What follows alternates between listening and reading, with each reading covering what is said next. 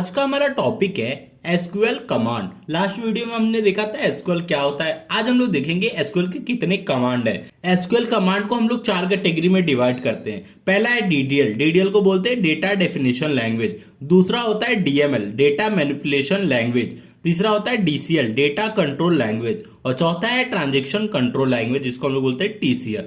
अब देखिए डीडीएल के अंदर क्या क्या आता है। Create, alter, truncate, drop, rename. ये जो चीजें हैं हम लोग टेबल बना रहे हैं उसके स्कीमा को चेंजेस करने के लिए, मतलब टेबल को क्रिएट करना है, टेबल के अंदर कुछ टेबल को चेंजेस करना है, या टेबल को डिलीट करना है, टेबल को ड्रॉप करना है, टेबल को रीनेम करना है। तो ये सब चीजों के लिए हम लोग क्या करते हैं, डीडीएल का यूज करते हैं। डीडीएल क्या होता है? डीडीएल एक डेटा डेफिनेशन लैंग्वेज है जो टेबल को चेंजेस करने के लिए यूज होता है। दूसरा है हमारा डीएमएल। डीएमएल किस लिए यूज होता है? टेबल के अंदर जो डेटा है उसके अंदर कुछ चेंजेस करना है तो उसके लिए हम लोग डीएमएल का यूज करते हैं, जैसे कि सेलेक्ट, इंसर्ट, अपडेट, डिलीट, ये सब चीजें।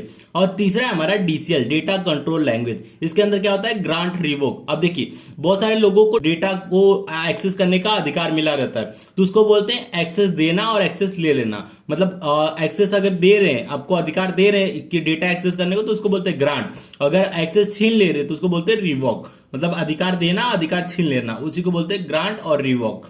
अब चौथा है हमारा ट्रांजेक्शन कंट्रोल लैंग्वेज, टीसीएल। अब टीसीएल किस लिए यूज होता है? जैसे कि जब आप ट्रांजेक्शन करते हो तो ट्रांजेक्शन अगर सक्सेसफुली हो जाता है तो उसको बोलते हैं कमिट।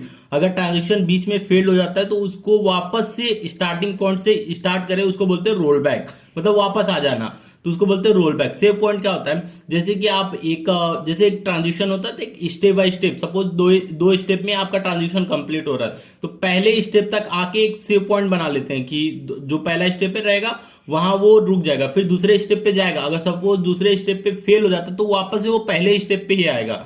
तो इस तरह से मतलब सेव पॉइंट बना लेते हैं कि अगर हमारा कोई सिस्टम फेलियर है, कुछ भी होता है, तो वापस से जहां जो पिछला स्टेप हमारा था, जहां हमने सेव पॉइंट बनाया, वहां से स्टार्ट हुए, ना कि स्टार्टिंग से। तो ये हो गया commit, roll back, save point. तो ये चार कैटेगरी में डिवाइड किया हमने एसक्यूएल कमांड को। एक बहुत ही इंपॉर्टेंट क्वेश्चन है जो इंटरव्यू में पूछा जाता है, व्हाट इज क्रूड ऑपरेशन। तो क्रूड ऑपरेशन क्या होता है? देखिए डीडीएल का होता है सी, क्रिएट, मतलब टेबल को क्रिएट करना। आर यू डी, ये है डीएमएल का।